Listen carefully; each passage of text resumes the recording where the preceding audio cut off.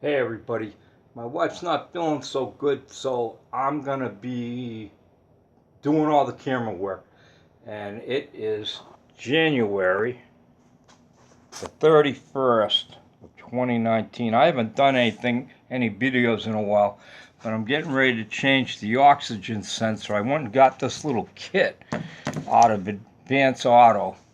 And this calendar says bumper to bumper. I actually hit all the auto parts stores except for AutoZone. I do not go to them. I've had some very bad experiences with that group.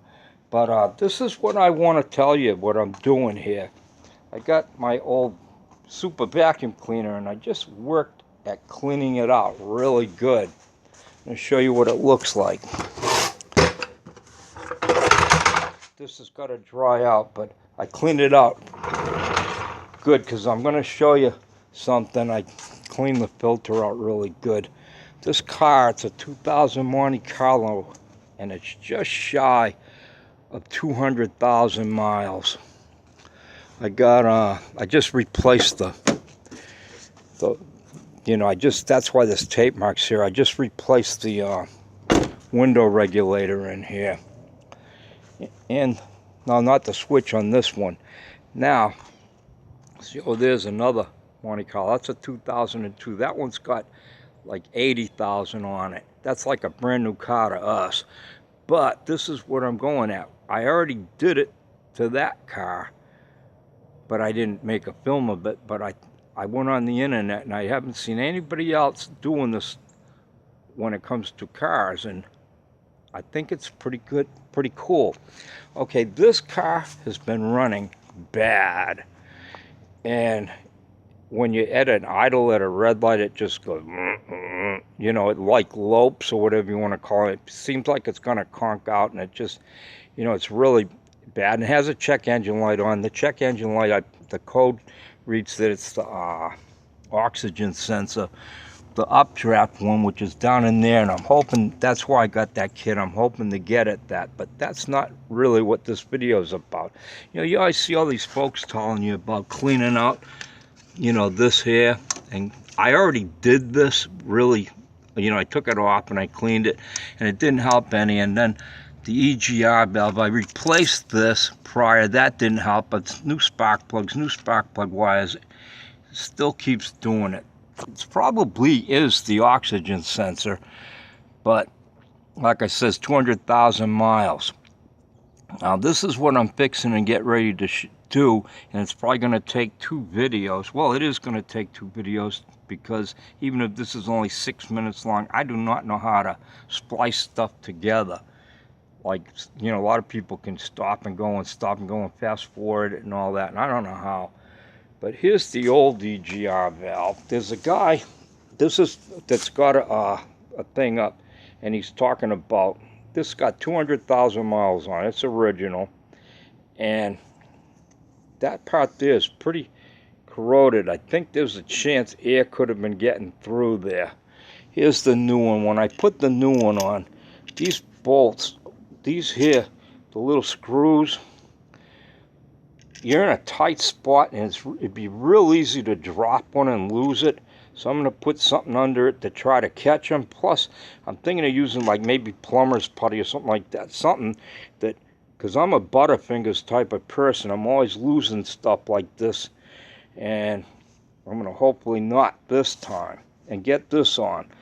But the reason for that vacuum cleaner is I got me a bunch of that carburetor cleaner. Now, where I took the EGR valve off,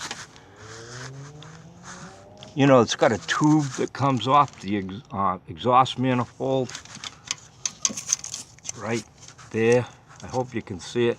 That hooks up, and then you got air coming through that's getting sucked into the intake. And right there, you can see how dirty that is, My fingers are clean, because I just washed them to demonstrate. You see how that got on my thumbnail? So it's real dirty. And on the other car, I didn't take the EGR off, but I literally held this open and sprayed carburetor cleaner in through the throttle body, and I let it set in there. This time I'm going to do it here, and I'm going to do it there, and then I get that vacuum cleaner, and the hose on that, it's one of the big jobs. So the hose on it fits in there tight, and you can pull it back and forth, because if you put it in there tight, it like literally stops, where of course it won't because of this. You got, you know, air coming through here, and I figure I can use my fingers to open and close that and create a pretty good vortex. So if you put, you know, when you take this off and you clean it, you can just, you know, you can only go so far. But with that but when you fill that up and let it set for a while, and it loosens stuff, and then you suck it all out. I did it to the 2002 Monte Carlo, and it definitely ran much better afterwards. And I'm gonna do it with this one. And when I do it, I'm gonna put clean white paper towels inside the canister. So after it's done, that'll be part 2. You'll see me open up this canister and we'll see how dirty those paper towels are.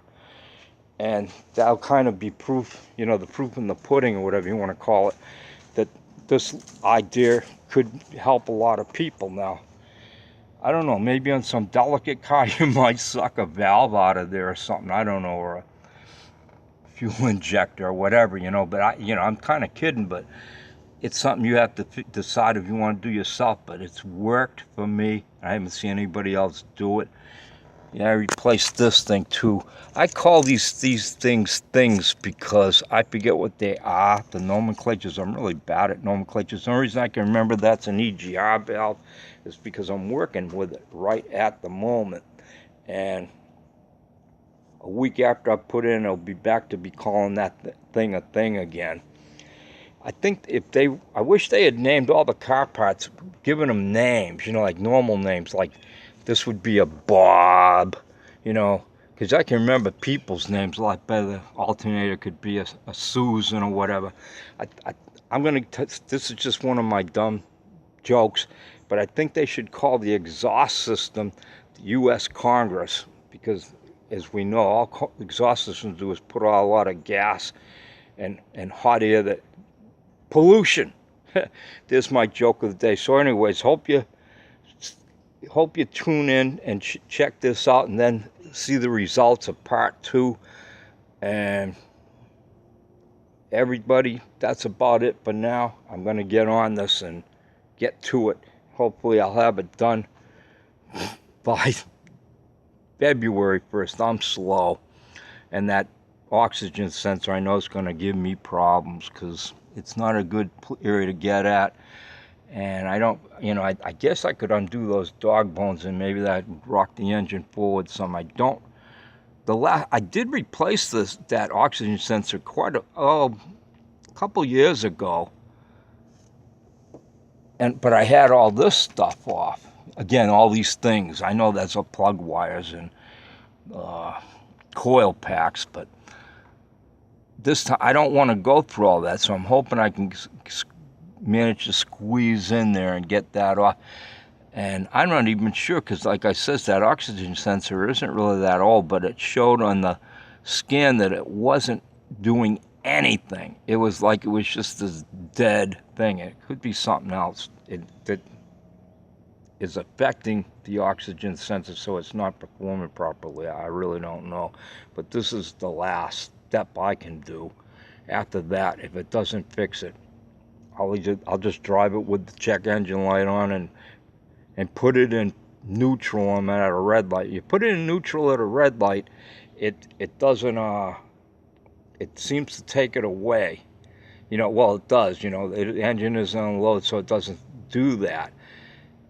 And sometimes, believe it or not, if you put the AC on or just the blower motor itself, it will take away that almost sounds like a miss.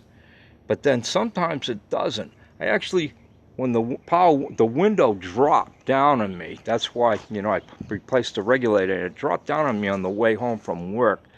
And when I hit the button to put it up, that made the RPMs drop way down. So if anybody has a clue as to what could possibly be going on here, shoot me text me a message onto this channel. See you in part 2.